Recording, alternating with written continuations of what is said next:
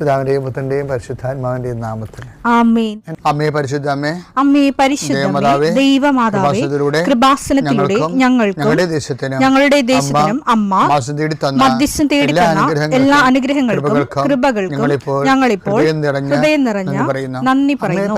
അമ്മേ പരിശുദ്ധമേ, ദൈവമാതാവേ, 2004 ഡിസംബർ 7 ഉച്ചകഴിഞ്ഞ് 2:30 കൃപാസനത്തിൽ സംഭവിച്ച അമ്മയുടെ പ്രത്യക്ഷപ്പെടലിനെക്കുറിച്ച് തിരുസഭയ്ക്ക് സമർപ്പിച്ചിരിക്കുന്ന പഠനരേഖകളുടെ മേൽ സഭാത്മകമായ പഠനം ആരംഭിക്കുവാൻ ഞങ്ങൾ പ്രാർത്ഥിക്കുന്നു. അമ്മേ പരിശുദ്ധമേ, ഭൂസ്വർലോകങ്ങളുടെ രാജ്ഞിയായ അങ്ങേയ്ക്ക് ഭൗമസംരക്ഷണത്തിനായി പ്രപഞ്ചപ്രകൃതിയെ തന്നെ തിരുസഭ പ്രതിഷ്ഠിക്കുവാൻ ഈ പ്രത്യക്ഷീകരണം വഴി ഇടയാക്കണമേ. പരിശുദ്ധമേ, ജപമാല മാതാവേ, സകല കൃപാസനം പ്രാർത്ഥനയോടും ചേർത്ത് ഞങ്ങളിപ്പോൾ പ്രാർത്ഥിക്കുന്ന ഈ കുടുംബത്തിന്റെ പ്രത്യേക നിയോഗം പറ മക്കളെ.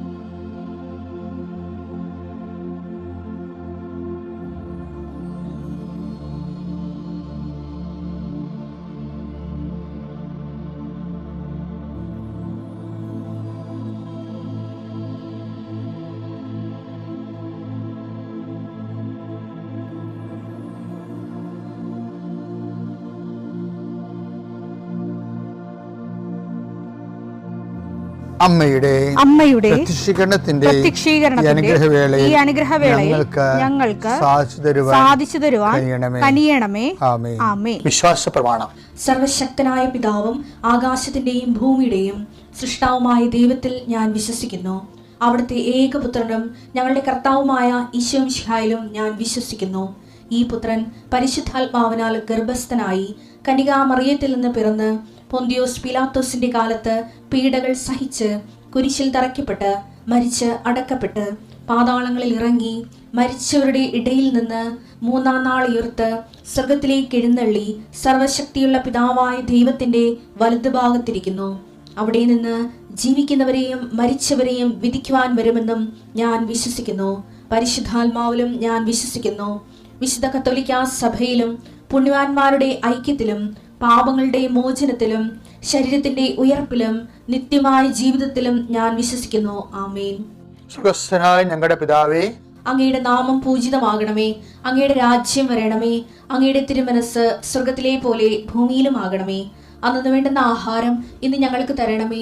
ഞങ്ങളോട് തെറ്റ് ചെയ്യുന്നവരോട് ഞങ്ങൾ ക്ഷമിക്കുന്നത് പോലെ ഞങ്ങളുടെ തെറ്റുകൾ ഞങ്ങളോടും ക്ഷമിക്കണമേ. ഞങ്ങളെ പ്രലോഭനത്തിൽ ഉൾപ്പെടുത്തരുതേ, തിന്മയിൽ ഞങ്ങൾ രക്ഷിക്കണമേ. ആമേൻ. നന്മ നിറഞ്ഞ മറിയമേ, സ്വസ്തി. കർത്താവ് അങ്ങയുടെ കൂടെ സ്ത്രീകളിൽ അങ്ങ് അനുഗ്രഹിക്കപ്പെട്ടവളാകുന്നു. അങ്ങയുടെ ഉദരത്തിൻ ഫലമായ ഈശോ അനുഗ്രഹിക്കപ്പെട്ടവനാകുന്നു. പരിശുദ്ധ മറിയമേ, തമ്പുരാന്റെ അമ്മേ, പാപികളായ ഞങ്ങൾക്ക് വേണ്ടി ഇപ്പോഴും ഞങ്ങളുടെ മരണസമയത്തും തമ്പുരാനോട് അപേക്ഷിക്കണമേ. ആമേൻ. കർത്താവേ, നിന്റെ ഉന്നതമായ നാമത്തിന് സ്വസ്ഥം ചെയ്യുന്നു. കർത്താവേ, നിന്റെ വിശുദ്ധ പൗരോഹിത്യത്തെ മഹത്വപ്പെടുത്തണമേ. കർത്താവേ, സഭയിലുള്ള സാന്നിധ്യം ദൃഢമാക്കണമേ. 39 വർഷം ഞാൻ അർപ്പിച്ച കൃപാന്റെ യുഗതിയായി കൃപാസ്ഥാന ജീവനോടെ പ്രത്യക്ഷപ്പെട്ട മാതാവിൻ്റെ മാധ്യസ്ഥയിൽ അത്താറെ നടന്ന 10,000-കണക്കിന് ആരാധന ശക്തിയാൽ കർത്താവേ, കൃപ വന്ന് പെട്ടിരിക്കുന്ന വഴികൾ ഒരു തീരുമാനം എടുക്കാൻ പറ്റാത്തവർ, പല വിഷയങ്ങളെക്കുറിച്ചും ഏത് ജോലിക്ക് പോകണം, ഏത് നാട്ടിൽ പോകണം, ഏത് രാജ്യത്ത് പോകണമെന്ന് അറിയാൻ പാടില്ലാതെ വിഷമിക്കുന്നവർ, എന്ത് പഠിക്കണമെന്ന് അറിയാൻ പാടില്ലാതെ വിഷമിക്കുന്നവർ, ഒരു തീരുമാനം എടുക്കാൻ പറ്റാത്തവർ, അവർക്ക് പരിശുദ്ധാത്മ പ്രവർത്തിച്ചുകൊണ്ട് അവർക്ക് പുതിയ തീരുമാനം എടുക്കാൻ കർത്താവ് നിങ്ങളെ സഹായിക്കട്ടെ.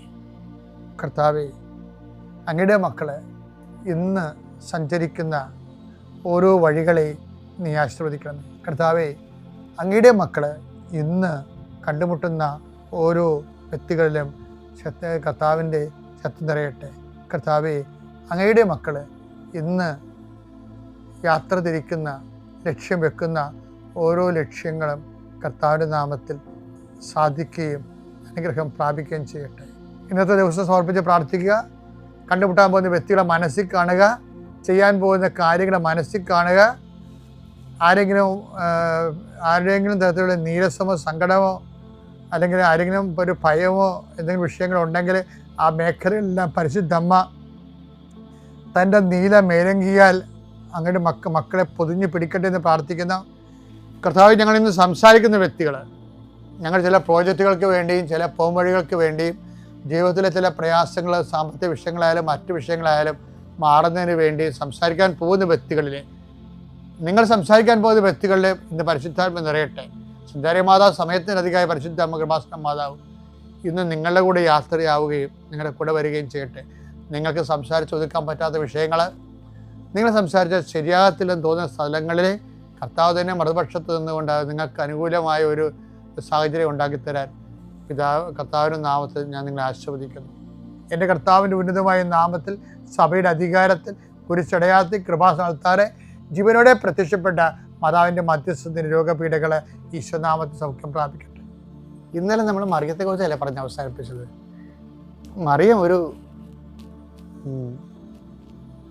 മറിയത്തെ അമ്മയാണെന്ന് ക്രിസ്തു പറയേണ്ടിയിരുന്ന സ്ഥലം ശരിക്കും പറഞ്ഞാൽ കാനായിൽ വെച്ചാണ് പറയേണ്ടത്. കാര്യം ഒരു അമ്മയുടെ പണി അവിടെ ചെയ്യണത് കാനായിൽ വെച്ചാണ്. കുടുംബത്തിലാണ്, അവൾ കുടുംബത്തിലുണ്ടായിരുന്നു, യേശുവിൻ്റെ അമ്മയോടെ ഉണ്ടായിരുന്നു. അവർക്ക് വീഞ്ഞ് തെയ്യാതെ വന്ന് അടുക്കള കാലിയായപ്പോൾ അടുക്കള കരിന്തിരി കത്തിയപ്പോൾ ആദ്യം അറിഞ്ഞ ആളാണ്. അറിയുക മാത്രമല്ല, അത് അറിയേണ്ട സ്ഥലത്ത് അറിയിച്ച് അതിന് സമാധാനം നൽകി എല്ലാവരും തീറ്റിപ്പോറ്റി എല്ലാവരെയും കുടിപ്പിച്ച് തൃപ്തരാക്കി. അമ്മയുടെ പണി ചെയ്യണത് അവിടെ വെച്ചാണ്. പക്ഷെ അവിടെ അമ്മയൊന്നും കയറി ധൃതി കാണിച്ച് ഈശോ വിളിക്കത്തില്ല. ഈശോ മനുഷ്യാവതാര രഹസ്യത്തിൽ ഉള്ള നിനക്ക് സ്ത്രീക്കും തമ്മിലും നിൻ്റെ സ്ത്രീക്ക് സമയം ഞാൻ ശബ്ദം ഉളവാക്കും, അവൻ നിൻ്റെ കുതികാലിനെ പരിക്കേൽപ്പിക്കുമെന്ന് പറഞ്ഞ ആ ഒരു ഭാഗത്തിൽ രക്ഷാകര സംഭവത്തിൽ സ്ത്രീക്കുള്ള സ്ഥാനത്തിലേക്കാണ് മാതാവിനെ അവിടെ ഓർക്കണത്. പക്ഷേ മരണസമയം, കുരിശാരോഹണ സമയത്ത് ഈശോ പറയും, ഇതാ നിൻ്റെ അമ്മയെന്ന് പറയും.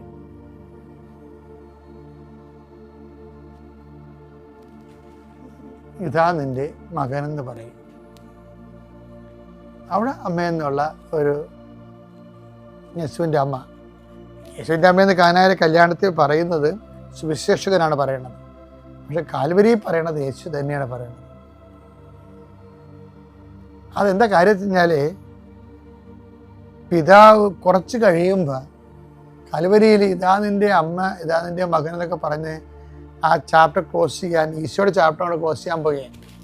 അടുത്ത ഏതാനും മിനിറ്റുകൾക്കുള്ളിൽ ഈശോ തല ചായ്ച്ച് ജീവൻ ഈ പിതാവിനെ സമർപ്പിക്കുമ്പോൾ അപ്പം പിതാവ് അവിടെ ആബ്സെൻ്റാണ് ശരിക്കും. അതുകൊണ്ട് ഈശോ കാറ് നിലവിളിച്ച് പറയും, എൻ്റെ ദൈവമേ എന്തുകൊണ്ട് നീ എന്നെ ഉപേക്ഷിച്ചെന്ന് ചോദിക്കും. ആബ്സെൻ്റ് ആയതാണ്. പക്ഷെ അപ്പം എപ്പോഴും ഈശോൻ്റെ ജീവിതത്തിൽ പോലും പിതാവ് ആബ്സെൻ്റ് ആകുമ്പോൾ സുവിശേഷം പറയുന്ന ഒരു കാര്യമുണ്ട്. എന്താണ്? യേശുവിൻ്റെ അമ്മ കുരിശിൻ്റെ ചുവട്ട് നിന്നിരുന്നു. ഇതാണ് മറിയം, മായ്ച്ചു കളയാൻ പാലാത്ത മറിയം. പിതാവ് നമ്മുടെ ജീവിതത്തിൽ ആബ്സെൻ്റ് ആകുന്ന അനുഭവങ്ങളുണ്ടായാലും അമ്മ ഒരിക്കലും ആബ്സെൻ്റ് ആകത്തില്ല.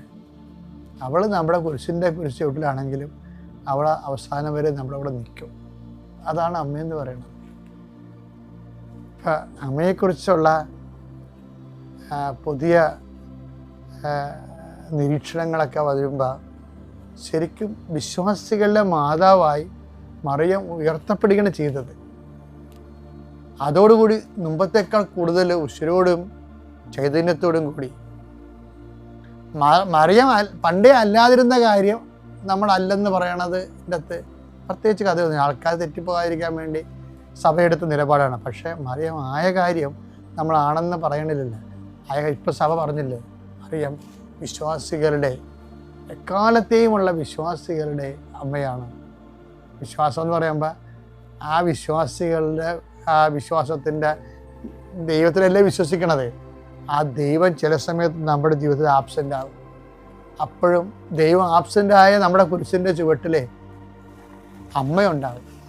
അതാണ് സുവിശേഷം പറയണത്. യേശുവിൻ്റെ അമ്മ അവൻ്റെ കുരിശിൻ്റെ ചുവട്ടിൽ നിന്നിരുന്നു. അമ്മയെ പുറകെ പിടിച്ചുകൊണ്ട് പോകാൻ നോക്കുക. പിതാവിൻ്റെയും പുത്രൻ്റെയും പരിശുദ്ധാത്മാവിൻ്റെ നാമം. ആവേ മറിയ ആവേ മറിയ ആവേ ആവേ ആവേ മറിയ. എൻ്റെ പേര് ജിഷ. ഞാൻ മല്ലപ്പള്ളി എന്ന സ്ഥലത്തു നിന്നാണ് വരുന്നത്. ഞാനൊരു ഓർത്തഡോക്സുകാരിയാണ്. ഞാൻ 2018 ഞാൻ 2007 മുതൽ 2021 വരെ കുവൈറ്റിലായിരുന്നു. ആ സമയത്ത് ഞാൻ നേഴ്സാണ്. ഞാൻ ഒരു 2018 സമയത്തൊക്കെ എനിക്ക് ഹെഡ് നേഴ്സായിട്ട് എനിക്ക് പ്രൊമോഷൻ കിട്ടി. ആ ഹെഡ് നേഴ്സിൻ്റെ പ്രൊമോഷനിൽ എനിക്ക് കൂടുതൽ റെസ്പോൺസിബിലിറ്റീസ് ഉണ്ടായിരുന്നു. അപ്പോൾ ആ റെസ്പോൺസിബിലിറ്റി ഏറ്റവും ഹൃദയത്തിൽ ഏറ്റെടുത്ത് പ്രവർത്തിച്ചപ്പോൾ എനിക്ക് തലവേദന കൂടാൻ തുടങ്ങി. തലവേദന എന്ന് പറഞ്ഞാൽ എനിക്ക് കൂടുതൽ കമ്പ്യൂട്ടറെ യൂസ് ചെയ്യുമ്പോഴത്തേനും എനിക്ക് പെടലിയെന്ന് വേദന കയറിയിട്ട് തലയിലേക്ക് വന്ന് വേദന അടിക്കുകയും ഞാൻ തല ഇറങ്ങി വീഴും. ചില സമയത്തൊക്കെ ഞാൻ വഴിയിലായിരിക്കും വീഴുന്നത്. ചില സമയത്ത് ഡ്യൂട്ടിക്ക് ചെന്ന് ഞാൻ ഇറങ്ങുമ്പം പെട്ടെന്ന് പെടലി മൂവ് ചെയ്തിട്ടുണ്ടെങ്കിൽ ഞാൻ വഴിയിൽ വീഴും. എൻ്റെ കൂട്ടുകാരെന്നെ വീൽ ചെയറിലെടുത്ത് ഡ്യൂട്ടിയിൽ കയറ്റും. പിന്നെ മെഡിസിൻസ് തരും. ആ മെഡിസിൻസ് അന്നേരപ്പോഴേ എനിക്ക് അലർജി അടിക്കും. എനിക്ക് മെഡിസിൻ ഒന്നും എടുക്കാൻ പറ്റില്ല. അവസാനം അവരെനിക്ക് സ്റ്റിറോയിഡ് വരെ ചെയ്ത് നോക്കി. എനിക്ക് അതും അലർജി അടിച്ചു. എനിക്ക് ഒരു രക്ഷയുമില്ലാന്ന് എനിക്ക് തോന്നിയപ്പോൾ പലരും എന്നോട് പറഞ്ഞു, കൃപാസനത്തിൽ ഇങ്ങനെ ഒരു അമ്മയുണ്ട്, ആ അമ്മയുടെ അടുക്ക് പോയി പ്രാർത്ഥിക്കണം. അപ്പോൾ ഞങ്ങളുടെ അവിടെ ഒരു ചേച്ചി ഉണ്ടായിരുന്നു. ആ ചേച്ചി കൃപാസനത്തിൻ്റെ പ്രതിഷീകരണ പ്രാർത്ഥന കൈപ്പടയിൽ എഴുതി അവിടെ കുവൈറ്റിൽ ഞങ്ങളുടെ ഡ്യൂട്ടിയിലുണ്ടായിരുന്ന എല്ലാവർക്കും കൊടുത്തു. അന്നിപ്പോഴും ഞങ്ങൾ ഓർത്തു, ഈ പ്രാർത്ഥനയൊക്കെ പ്രാർത്ഥിച്ചിട്ട് തന്നെ എടുക്കണം. ഇത്രയും വലിയ പ്രാർത്ഥനകളൊക്കെ നമ്മൾ പ്രാർത്ഥിച്ചിട്ട് ഇതൊന്നും മാറാത്തതാണെങ്കിൽ പിന്നെ ഇവിടെ വന്ന് പ്രാർത്ഥിക്കുമ്പോൾ എന്താണ് ഇവിടുത്തെ പ്രത്യേകത എന്നൊക്കെ ഞാൻ അങ്ങനെ എൻ്റെ മനസ്സുകൊണ്ട് അങ്ങനെ വിചാരിച്ചു. പക്ഷേ ഞാൻ ആ പേപ്പർ കളഞ്ഞില്ല. അതെങ്ങനെയോ എൻ്റെ ബാഗിൽ എവിടെയോ ഇരുന്നു. ഞാനത് വിചാരിച്ചു പോലും ഇല്ല. പക്ഷേ പലരും എനിക്ക് ഈ ഫോട്ടോ അയച്ചു തന്നു മാതാവിൻ്റെ. ഇത് പ്രാർത്ഥിച്ചിരുന്ന് ഈ മാതാവിനെ നോക്കി പ്രാർത്ഥിച്ചിരുന്ന് ഇതങ്ങ് മാറും. കാരണം ഒരു മരുന്നിനും എന്നെ ട്രീറ്റ് ചെയ്യാൻ പറ്റത്തില്ല, ഒരു ഡോക്ടറിനും എന്നെ ട്രീറ്റ് ചെയ്യാൻ പറ്റത്തില്ല. പക്ഷേ എൻ്റെ അമ്മയുടെ ഒരു വലിയ ഭക്തിയായിലായിരുന്നു ഞാൻ വളർന്നു വന്നതും ഞാൻ ജീവിച്ചതും ഞാൻ എൻ്റെ ജോലിയിൽ കയറിയതും എല്ലാം എൻ്റെ അമ്മയുടെ അനുഗ്രഹത്തിലായിരുന്നു. അപ്പം ഞാൻ എൻ്റെ അമ്മയെന്ന് ഞാൻ വിളിച്ചു കഴിഞ്ഞാൽ അതെൻ്റെ സ്വർഗത്തിൻ്റെ അമ്മ, പരിശുദ്ധ അമ്മയായിരുന്നു. അതുകൊണ്ട് ആ അമ്മ എൻ്റെ കൂടെ ഉണ്ടെന്നൊരു വിശ്വാസം എനിക്ക് എപ്പോഴും ഉണ്ടായിരുന്നു. പക്ഷെ ഞാൻ അവസാനം ഒരു രക്ഷയില്ലാതെ ഞാനിതൊന്നും വിചാരിച്ചില്ല. പിന്നെ ഞാൻ റിസൈൻ ചെയ്തു. ഞാൻ തിരിച്ചു വരുന്നത് ഒരു വീൽ ചെയറിലാണ്. 15 വർഷം കുവൈറ്റിൽ ജോലി ചെയ്തിട്ട് വീൽ ചെയറിൽ തിരിച്ചു വന്ന ആളാണ് ഞാൻ. കൊച്ചി എയർപോർട്ടിൽ ഞാൻ തിരിച്ചിറങ്ങുമ്പോൾ ഇറങ്ങി നിൽക്കാൻ എനിക്ക് താഴോട്ട് ഇറങ്ങി ആ വീൽ ചെയറിൽ നിന്ന് ഇറങ്ങി വണ്ടിയിലോട്ട് കയറാൻ പറ്റത്തില്ല. എൻ്റെ പിള്ളേരൊന്നും കൊണ്ടാണ് ഞാൻ തിരിച്ചു വരുന്നത്. ഇറങ്ങി വണ്ടിയിലോട്ട് കയറിയപ്പോൾ തന്നെ പെട്ടെന്ന് ഇത്രയും യാത്ര ചെയ്തപ്പോൾ ഞാൻ അവിടെ തന്നെ വീണു, തല ഇറങ്ങി വീണു. പിന്നെ പപ്പ ഞങ്ങളെ വീട്ടിൽ കൊണ്ടുവന്നു. ഹോസ്പിറ്റലിൽ വന്ന വഴിക്ക് കയറി. ഹോസ്പിറ്റലിൽ എനിക്ക് മെഡിസിൻ തന്നപ്പം അത് അന്നേരപ്പോഴേ അലർജി അടിച്ചു. അവർ പറഞ്ഞു, ഈ മെഡിസിൻസൊക്കെ ഇയാൾക്ക് അലർജിയാണോ എന്ന് ചോദിച്ചു. ഞാൻ പറഞ്ഞു അലർജിയാണ്, എന്നാലും നിങ്ങൾ എനിക്ക് തന്നോ, എനിക്ക് ഈ വേദനയൊന്ന് കുറയണമെന്ന് പറഞ്ഞു. അങ്ങനെ ഞങ്ങൾ വീട്ടിൽ തിരിച്ചു വന്നു. ഞങ്ങളൊരു ഓർത്തഡോക്സ് ഫാമിലിയാണ്. അപ്പം കാത്തലിക്സിൻ്റെ പ്രേയറിലോ ഒന്നും എൻ്റെ വീട്ടിൽ അങ്ങനെ എൻ്റെ ഹസ്ബൻഡിൻ്റെ വീട്ടിൽ അങ്ങനെ വിശ്വാസമില്ല. എന്നാലും ഞാൻ എൻ്റെ പരിശുദ്ധ അമ്മയെ കൈ മുറുക്കി പിടിച്ചിട്ടുണ്ടായിരുന്നു. പക്ഷേ എനിക്ക് കൃപാസനമൊന്നും അറിയില്ല. എൻ്റെ മാതാവിനെ എനിക്കിങ്ങനെ മുറുക്കി പിടിക്കും എപ്പോഴും. എൻ്റെ അമ്മയോട് പറയും, അമ്മേ നീ എന്നെ കൈവിടല്ലേ, നീ എൻ്റെ കൂടെ ഉണ്ടാവണേ എന്ന് ഞാൻ എപ്പോഴും പ്രാർത്ഥിക്കുമായിരുന്നു. അങ്ങനെ ഞാൻ എല്ലാ ഹോസ്പിറ്റലിലും മിക്കവാറും ദിവസങ്ങളിൽ ഇങ്ങനെ വേദന കൂടും, തല ഇറങ്ങി വീഴും, ആർക്കും ഒന്നും ചെയ്യാൻ പറ്റില്ല.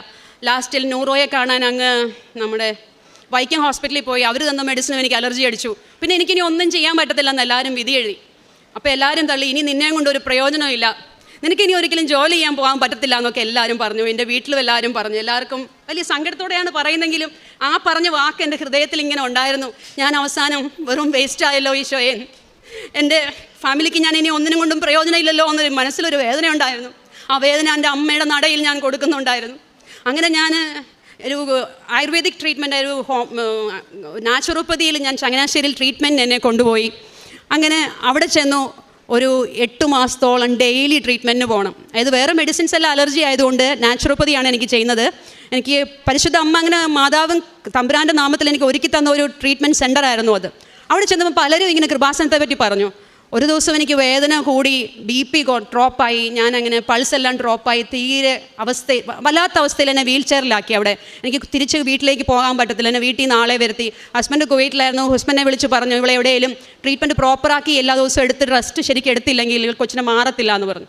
ഞങ്ങൾ തന്നെയാണ് താമസിക്കുന്നത്. ഞാനും മക്കളും തന്നെയാണ് താമസിക്കുന്നത്. പപ്പയുണ്ട് ഹെൽപ്പ് ചെയ്യാൻ. അപ്പം ഞാൻ ഓർത്ത്, ഞാൻ തലയിറങ്ങി എന്നും മിക്കവാറും ദിവസങ്ങളും വൈകുന്നേരം വീട്ടിൽ വന്ന് ഈ ട്രീറ്റ്മെൻറ്റ് സെൻ്ററിൽ നിന്ന് തിരിച്ച് വീട്ടിൽ വന്നു കഴിഞ്ഞാൽ എൻ്റെ കുഞ്ഞുങ്ങൾക്ക് ആഹാരം എടുത്തു കൊടുക്കാൻ പോലും ആരും ഉണ്ടാവില്ല. ഞാനപ്പോൾ അമ്മയോട് പറയും, അമ്മേ ഞാനിങ്ങനെ മുന്നോട്ട് എത്ര കാലം നീങ്ങും? ഞാനിപ്പം പ്രാർത്ഥിച്ചു, എൻ്റെ ഹസ്ബൻഡ് എങ്ങനെയും ഇങ്ങനെ തിരിച്ചു വരണേ, ഞങ്ങൾക്ക് ഒരുമിച്ചായിരിക്കാൻ പറ്റണേ. കാരണം 10-14 വർഷവും ഞങ്ങൾ ഒരുമിച്ചായിരുന്നു. എനിക്ക് അന്നപ്പം നാടുമായിട്ട് എനിക്ക് അഡ്ജസ്റ്റ് ചെയ്യാനും പറ്റുന്നില്ല.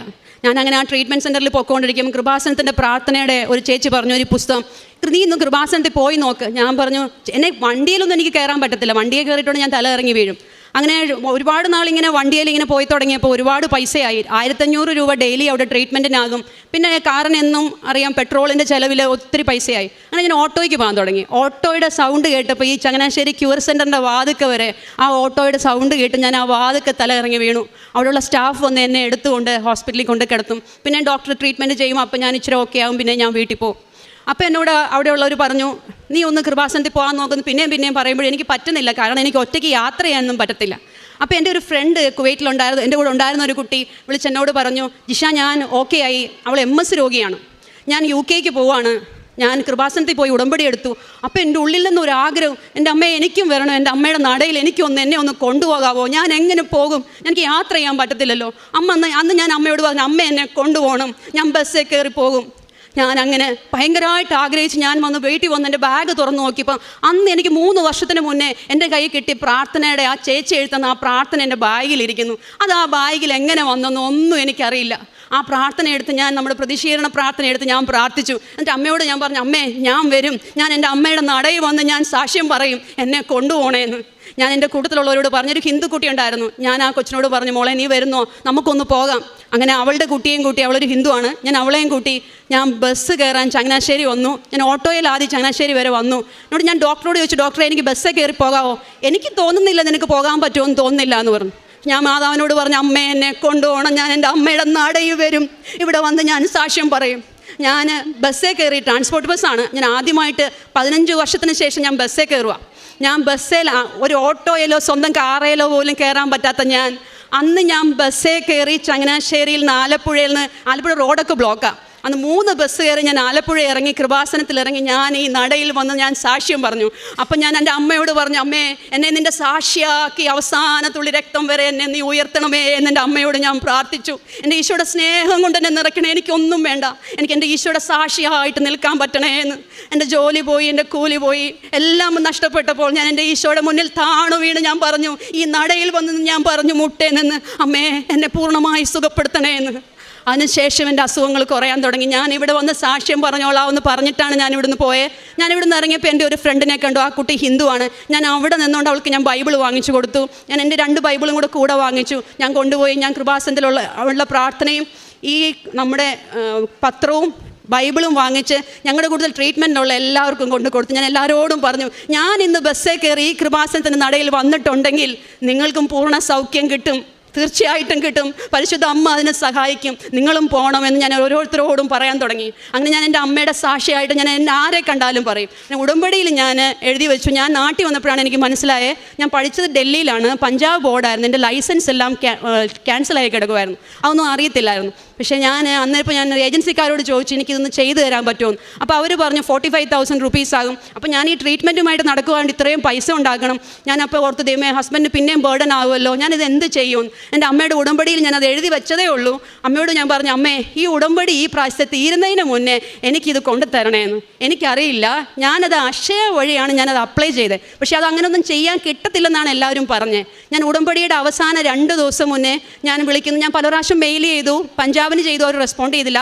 കേരള നഴ്സിംഗ് കൗൺസിൽ വിളിച്ചു, അവർ പറഞ്ഞു അങ്ങനത്തെ ഒരു പേപ്പർ പഞ്ചാബിൽ നിന്ന് കിട്ടാൻ ഒരു ചാൻസും ഇല്ല എന്ന് പറഞ്ഞു. പക്ഷെ ഞാൻ എൻ്റെ അമ്മയോട് പറഞ്ഞു ഇത് അവസാനത്തെ ദിവസമാണ് എൻ്റെ ഉടമ്പടി തീരുന്നതിന് മുന്നേ അമ്മ എനിക്ക് ഈ രജിസ്ട്രേഷൻ പേപ്പർ കേരള നഴ്സിംഗ് കൗൺസിലേക്ക് ചേഞ്ച് ചെയ്ത് എനിക്ക് തരണം, എനിക്ക് ഒരു നിവൃത്തിയുമില്ല.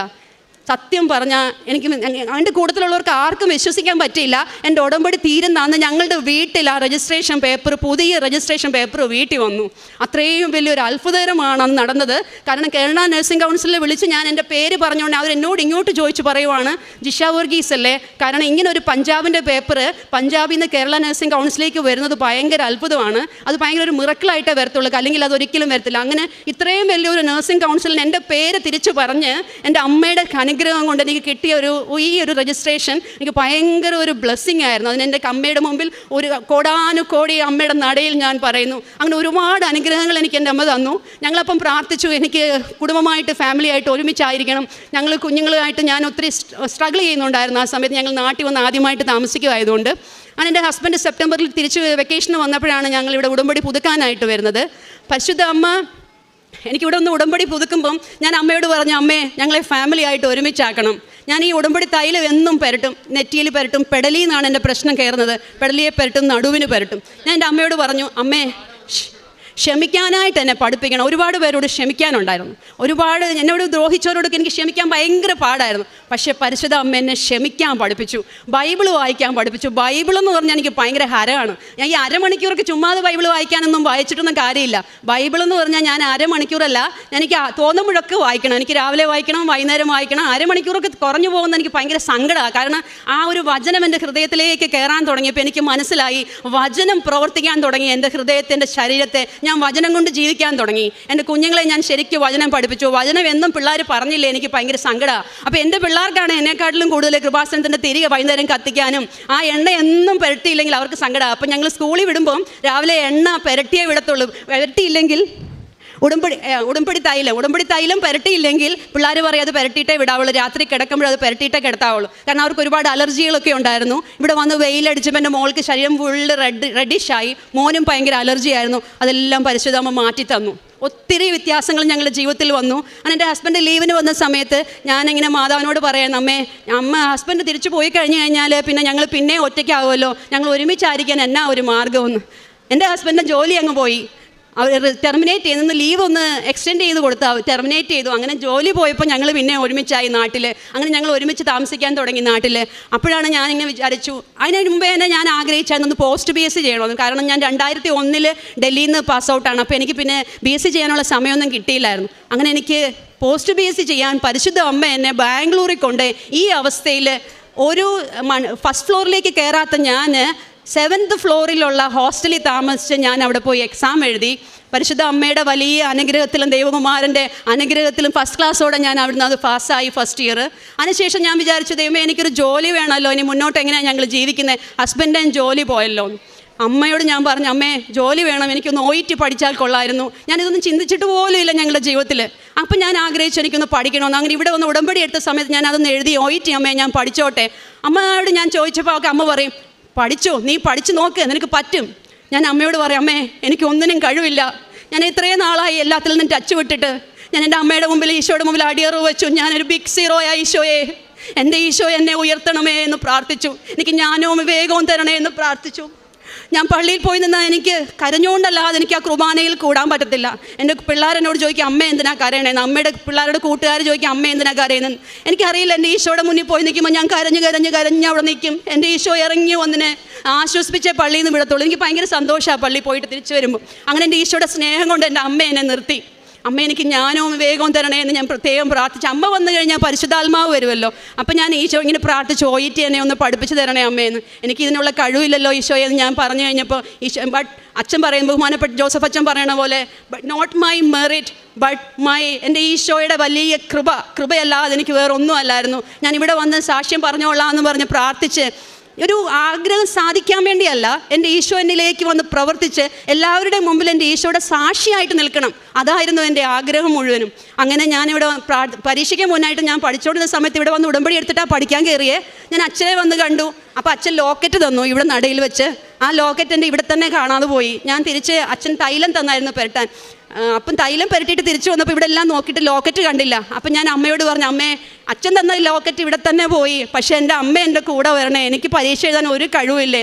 ഞാനിങ്ങനെ ബൈബിൾ വായിച്ചുകൊണ്ടിരുന്നു, വചനങ്ങൾ ഇങ്ങനെ കേട്ടുകൊണ്ടിരുന്നു, നമ്മുടെ സാക്ഷ്യം കൃപാസനത്തിൻ്റെ കേട്ടുകൊണ്ടിരുന്നു. അല്ലാതെ ഞാൻ കൂടുതലൊന്നും പഠിച്ചൊന്നും ഇല്ലായിരുന്നു. എനിക്ക് പഠിക്കാനായിട്ട് ഞാൻ പത്രങ്ങളെല്ലാം വന്നാൽ ഞാൻ പത്രം ഇവിടുന്ന് കൊണ്ടുപോയാൽ ഞാൻ ഒരു നാണംകേടും വിചാരിച്ചില്ല. ആദ്യമൊക്കെ എനിക്ക് നാണംകേട് തോന്നിയോ, ഇങ്ങനെ ആൾക്കാർക്ക് കൊണ്ട് കൊടുക്കുമ്പോൾ എല്ലാവരും എന്നാ വിചാരിക്കും. ഞാൻ ഒരു നാണംകേടും വിചാരിക്കത്തില്ല. ഞാൻ ഈ പത്രം പ്രാർത്ഥിച്ച് ഇവിടുന്ന് കൊണ്ടുപോകും. വഴിയിലോട്ട് പോകുന്ന വഴിക്ക് തന്നെ ബസ് സ്റ്റാൻഡിലും ഓട്ടോക്കാർക്കും വഴിയിലുള്ള കടകളിലും എല്ലാം ഞാൻ കൊടുക്കും. ഞാൻ കാണുന്നവരോടെല്ലാം മാതാവിനെ പറ്റി പറയും. ഞാൻ എൻ്റെ ബൈബിൾ വചനം എത്രയൊക്കെ എല്ലാക്കാരോട് പറയാമോ അത്രയൊക്കെ പറയും. ഞങ്ങളുടെ പള്ളിയിൽ നിന്ന്, ഞങ്ങൾ ഓർത്തഡോക്സുകാരാണ്, പക്ഷേ ഞങ്ങളുടെ പള്ളിയിൽ നിന്ന് തന്നെ 2-3 ഫാമിലി ഇവിടെ വന്ന് ഉടമ്പടി എടുത്തു. അതിന് ശേഷം അങ്ങനെ ഭയങ്കര അനുഗ്രഹം, അവർക്കിടെയൊക്കെ ജീവിതത്തിൽ വലിയ മാറ്റങ്ങളുണ്ടായി. എൻ്റെ ബ്രദർ അതിൻ്റെ ഇടയ്ക്കൊന്ന് ഫിറ്റ്സ് വന്ന് കണ്ടത്തിൽ പറമ്പിൽ തലകറങ്ങി വീണ് കിടന്നു. എൻ്റെ നാത്തൂനുണ്ടായിരുന്നു, ഓടിപ്പോയി കണ്ടതുകൊണ്ട് ഞങ്ങൾ പെട്ടെന്ന് ഹോസ്പിറ്റലിൽ എത്തിച്ചു. പക്ഷേ ആൾ കംപ്ലീറ്റ്ലി വെന്റിലേറ്ററിലായിരുന്നു, ICUലായിരുന്നു, ബോധമൊന്നും തെളിയുന്നില്ലായിരുന്നു. ഞാനും എൻ്റെ നാത്തൂനും കൂടി ഇരുന്ന് പ്രാർത്ഥിച്ചു രാത്രി മുഴുവനും. രാവിലെ 5:30 പ്രതീക്ഷീകരണ പ്രാർത്ഥന ചൊല്ലാൻ ഒരുങ്ങുന്നതിൻ്റെ മുന്നേ ഹോസ്പിറ്റലിൽ ഞങ്ങളും ഉണ്ട്, ICUലാണ് എൻ്റെ ബ്രദർ. വെന്റിലേറ്ററിലാണ്. അപ്പോഴത്തേന് എന്നോട് അവർ വന്ന് പറഞ്ഞു സെൻട്രൽ ലൈൻ ഇടണം. മെഡിക്കൽ ഫീൽഡിലുള്ളവർക്ക് അറിയാം, സെൻട്രൽ ലൈൻ ഇട്ട് കയ്യിലെല്ലാം ക്യാനിലെല്ലാം പേഷ്യൻ്റ് വലിച്ചൂരിക്കളയുന്നു. ലൈൻ ഇടണം, അവിടെ കൂടെ വേണം ഇനി മെഡിസിൻ കൊടുക്കാൻ, ഒരു രക്ഷയില്ല, ഭയങ്കര പ്രശ്നമാണ് ആളെന്ന് പറഞ്ഞു. അപ്പോഴത്തേനും ഞാനും എൻ്റെ നാത്തൂനോട് ഇരുന്ന് രാവിലെ 5:30 പ്രതിഷീകരണ പ്രാർത്ഥന ചൊല്ലി പറഞ്ഞു, ഇതെൻ്റെ അമ്മയുടെ സാക്ഷ്യമാണ്. എൻ്റെ ആങ്ങളെ ഒരുപാട് തിരിച്ചു പറയും, ഇങ്ങോട്ട് വരത്തൊന്നുമില്ല, ഞങ്ങൾ കൃപാസനത്തിൽ പോകണമെന്ന് പറഞ്ഞാലൊന്നും സമ്മതിക്കത്തൊന്നുമില്ല, എന്തോത്തിന് വെറുതെ അവിടെ വരെ പോകാമെന്നൊക്കെ ചോദിക്കായിരുന്നു. പക്ഷേ ഞങ്ങൾ പ്രാർത്ഥിച്ചു. ഞങ്ങൾ ആ ഉടമ്പടി തൈലം എടുത്ത് ഞാനൊരു സിസ്റ്ററുടെ കയ്യിൽ കൊടുത്ത് പറഞ്ഞു, ഇത് വിശ്വാസ പ്രമാണം ചൊല്ലി നെറ്റി മുതൽ കാലിൻ്റെ ഉള്ളംകാല് വരെ ഒന്ന് ഇട്ട് പ്രാർത്ഥിക്കാമോ സിസ്റ്ററേന്ന് ചോദിച്ചു. ഞങ്ങൾ ICUലേക്ക് ഇത് തൈലം കൊടുത്തു വിട്ടു. ഈ തൈലം പെരട്ടി കുറച്ച് കഴിഞ്ഞപ്പം തിരിച്ചു വന്ന് ഡോക്ടർ പറഞ്ഞു, ആളെ വെന്റിലേറ്ററിൽ നിന്ന് ഔട്ട് ചെയ്തു, വെന്റിലേറ്റർ വേണ്ട, സെൻട്രൽ ലൈനും വേണ്ട, ആൾ ഓക്കെയാണ്, നോർമലായിരുന്നു. പക്ഷെ ആൾക്ക് ഒത്തിരി മറിവിയൊക്കെ വന്നു. എങ്കിൽ പോലും ഈ വെന്റിലേറ്ററിൽ നിന്ന് ആൾ ഔട്ടാകുമെന്ന് പറഞ്ഞാൽ വലിയ ഭയങ്കര അത്ഭുതമായിരുന്നു. കാരണം മണിക്കൂറുകളാണ് ആൾക്ക് കോൺഷ്യസ്നെസ് അല്ലാതെ ഓക്സിജൻ കിട്ടാതെ വെളിയിൽ പറമ്പിൽ കിടന്നത്. അപ്പോൾ ആൾക്ക് ഒത്തിരി വ്യത്യാസം ബ്രെയിനിന് സംഭവിച്ചായിരുന്നു ഓൾറെഡി. അപ്പം അന്ന് രാത്രിയിൽ അവനെ റിസീവ് ചെയ്ത സിസ്റ്റർ പിറ്റേ ദിവസം ഡ്യൂട്ടിക്ക് കയറുമ്പോൾ പറയുക, കഞ്ഞി കുടിച്ചുകൊണ്ടിരിക്കുന്നു ഇയാൾ, എൻ്റെ ബ്രദർ. അപ്പം പറയുക, എൻ്റെ ദൈവമേ, ഇന്നലെ ഞാൻ റിസീവ് ചെയ്ത ഈ അൺകോൺഷ്യസ് ആയിട്ടുള്ള പേഷ്യൻ്റ് ആണോ ഈ കഞ്ഞി കുടിച്ചുകൊണ്ട് ഇപ്പോൾ ഇവിടെ ഇരിക്കുന്നത്? ഇത് എങ്ങനെ സംഭവിച്ചെന്ന്, ഇത് എൻ്റെ അമ്മയാൽ സംഭവിച്ചെന്ന് ഞങ്ങൾ അവരുടെ മുന്നിൽ പറഞ്ഞു. അവരെല്ലാം വിശ്വസിക്കാൻ അതിന് യോഗ്യമായി. കാരണം അതുപോലെ വലിയ അത്ഭുതമായിരുന്നു അവിടെ നടന്നത്. അതിനുശേഷം ഞാൻ OITക്ക് പഠിക്കാൻ കയറി. പരീക്ഷയ്ക്ക് മുന്നേ ഇവിടെ വന്നു. ലോക്കറ്റ് എൻ്റെ കയ്യിൽ നിന്ന് പോയി. ഞാൻ പോയപ്പോൾ അമ്മയോട് പറഞ്ഞു, അമ്മേ എൻ്റെ കൂടെ വരണം, കാരണം എൻ്റെ കയ്യിൽ നിന്ന് ലോക്കറ്റൊക്കെ പോയി, പക്ഷെ അമ്മ വന്നു കഴിഞ്ഞാൽ എനിക്ക് പരീക്ഷ എഴുതാൻ പറ്റും. ഇങ്ങോട്ട് വെളിയിലോട്ട് ഇറങ്ങിയപ്പോഴത്തേനും ഭയങ്കര സുഗന്ധം എന്ന് പറഞ്ഞാൽ ഞാനോർത്ത് ഈ എണ്ണയുടെ സുഗന്ധമാണോ എന്നതാ. ഞാൻ എൻ്റെ ഹസ്ബൻഡിനോട് ചോദിച്ചു, സുഗന്ധം വല്ലതും വരുന്നുണ്ടോ, എന്തെങ്കിലും മണം വരുന്നുണ്ടോ? ഞാൻ അങ്ങ് വീട്ടിൽ ചെല്ലുന്നിടം വരെ ഒരു മണം, എൻ്റെ കയ്യിലാണോ എൻ്റെ ദേഹത്താണോ എൻ്റെ അടുത്തൂടെയൊക്കെ ഭയങ്കര മണം. അത് ഞാൻ പിന്നെ പരീക്ഷ എഴുതാൻ വേണ്ടി പോയി. എനിക്ക് ഭയങ്കര ടെൻഷനായിരുന്നു. കാരണം ഞാനൊന്നും പഠിച്ചൊന്നുമില്ല. ബൈബിളൊക്കെ വായിക്കുന്നുണ്ട്, വചനങ്ങളൊക്കെ കേൾക്കുന്നല്ലാതെ എനിക്കൊന്നും പഠിച്ചില്ലായിരുന്നു. ഞാനവിടെ എക്സാമിന് എഴുതിയിട്ട് എനിക്ക് ലിസണിങ് ആണ് എനിക്ക് ഏറ്റവും പാട്. ഫസ്റ്റ് എക്സാം ലിസണിങ് ആണ്. ലിസണിങ് തുടക്കപ്പം മുതലേ ഭയങ്കര സ്പീഡിൽ പോയി, എനിക്കൊന്നും കേൾക്കാൻ പറ്റിയില്ല. പക്ഷെ ഞാൻ അതിൻ്റെ മുന്നേ തന്നെ നമ്മുടെ ഉടമ്പടി ഉപ്പ് അവരകത്തോട്ട് കയറ്റത്തില്ല. ഞാനിങ്ങനെ കൈയുടെ ഇടയ്ക്ക് ഞുള്ളി എടുത്തു. അപ്പോൾ അവർ പറഞ്ഞത് കയറ്റാൻ പറ്റത്തില്ലെന്ന് പറഞ്ഞു. ഞാനിങ്ങനെ കയ്യിൽ ഞുള്ളി പിടിച്ചിട്ട് ഞാൻ എഴുതിയ എക്സാമിൻ പേപ്പറിൻ്റെ മണ്ടയ്ക്ക് 2 തുള്ളി ഉപ്പ് എല്ലാ പേപ്പറിലും വെച്ചു. ഒരു തുള്ളിയേ കിട്ടി കാണത്തുള്ളത്. പക്ഷെ അതെൻ്റെ വിശ്വാസം, എൻ്റെ അമ്മ എൻ്റെ കൂടെ ഉണ്ടെന്നുള്ള വിശ്വാസം. ഉടമ്പടി കാശുരൂപം എൻ്റെ കൈ പിടിച്ച് ഞാൻ ആ പേപ്പറെ വെച്ചു. ഈ പേപ്പറിൽ എൻ്റെ അമ്മയുടെ സ്റ്റാമ്പുണ്ട്, അമ്മ എന്നെ നോക്കിക്കോണേ അമ്മയെന്ന്. ഞാൻ ലിസണിങ് മുഴുവൻ കേട്ടു. ഞാനൊന്നും കേട്ടില്ല. ഞാൻ വെറുതെ ആൻസർ അമ്മയോട് ചോദിച്ചു, അമ്മേ ഞാനിതിനകത്ത് ഏതെഴുതണം? ഈ ഉടമ്പടി കാശുരൂപം ഞാൻ ആ ക്വസ്റ്റ്യനിലേക്ക് വെച്ചിട്ട് ഞാൻ ഓരോ ആൻസറും ചുമ്മാതെ ടിക്ക് ചെയ്ത് പോയത് മാത്രമേ ഉള്ളൂ. പക്ഷെ ഞാൻ ഭയങ്കരമായിട്ട് അപ്സെറ്റായി. റൈറ്റിംഗ് വന്നു. റൈറ്റിംഗ് എഴുതാൻ കൈ പിടിച്ചപ്പം ഞാൻ വിശ്വാസപ്രമാണം ചൊല്ലിക്കൊണ്ടിരിക്കുക. പക്ഷേ പെൻസിൽ ഒടിഞ്ഞൊടിഞ്ഞു പോയി. എനിക്ക് എഴുതാൻ പറ്റുന്നില്ല. എല്ലാവരും എഴുതി പകുതിയായപ്പോഴും ഞാൻ ഈ പെൻസിൽ ഒടിഞ്ഞതുമായിട്ട് ഇരിക്കുക. എനിക്ക് പെട്ടെന്ന് ഞാൻ എന്തോ 10 മിനിറ്റ് കൊണ്ട് എന്തോ എഴുതി. 45 മിനിറ്റ്സ് കൊണ്ട് എഴുതേണ്ട സാധനമാണ്. ഞാൻ 10 മിനിറ്റ് കൊണ്ട് എന്തോ എഴുതി വെച്ചു. ലാസ്റ്റിൽ ഞാൻ പോയിട്ടൊന്ന് തൂത്തപ്പോഴത്തേന് എൻ്റെ മുന്നിൽ എക്സാമിനർ നിൽക്കുക. പേപ്പർ തരാൻ പറഞ്ഞു. ക്ലോസ് ആയി. ഞാൻ പറഞ്ഞു, ഞാനൊന്ന് തൂത്തോട്ടെ, ഞാൻ ആ ഒരു ലെറ്റർ എഴുതിയിട്ട് പൊക്കോട്ടെ. സമ്മതിക്കത്തില്ല. അതങ്ങനെ എക്സാം സെൻറ്ററിൻ്റെ റൂൾ ആയതുകൊണ്ട് അവർ സമ്മതിച്ചില്ല. ഞാൻ അവിടെ കരഞ്ഞിരുന്ന് പ്രാർത്ഥിച്ച, അമ്മേ ഞാനൊന്നും ചെയ്തില്ലല്ലോ, ഞാൻ ഇവിടെയും ഫെയിലാകുവാണല്ലോ അമ്മേന്ന്. ഞാൻ എന്നിട്ട് അവിടെ നിന്ന് ഇറങ്ങിയപ്പോൾ ഞാൻ സ്പീക്കിംഗ് ആണ് അടുത്ത സെഷൻ. സ്പീക്കിങ്ങിന് പോയപ്പോൾ എനിക്ക് ഭയങ്കര ആഗ്രഹം, എൻ്റെ അമ്മയുടെ പ്രതിഷീകരണത്തിൻ്റെ സമയം 2:30 ആണെങ്കിൽ അമ്മേ എനിക്കത് 2:30 ചെയ്യാൻ പറ്റണമെന്ന്. കാരണം ഒത്തിരി കാലമായി അങ്ങനെ പ്രോപ്പറായിട്ട് ഒരാളുടെ മുന്നിൽ സംസാരിച്ചിട്ടൊക്കെ ഇംഗ്ലീഷിൽ. അപ്പോൾ എനിക്ക് അതിനെപ്പറ്റി ഭയങ്കര പേടിയായിരുന്നു. പക്ഷേ എനിക്ക് കിട്ടിയ സമയം 3:30. എൻ്റെ മുമ്പിലുള്ള പിള്ളേർ 2:30-കാരെ വിളിച്ചു, 3 മണിക്കാരെ വിളിച്ചു. അപ്പോൾ ഞാൻ 3:30 എൻ്റെ ടൈം തന്നേക്കുന്നത്. ഞാനപ്പോൾ അവിടെ ഇരിക്കുകയാണ്. അപ്പോൾ എന്നോട് പെട്ടെന്ന് വന്ന് ഒരാൾ വെളിയിൽ നിന്ന് വിളിക്കുക, Jisha Varghese passport, come fast for the exam. അപ്പം ഞാൻ നോക്കിയപ്പോൾ സമയം 2:30.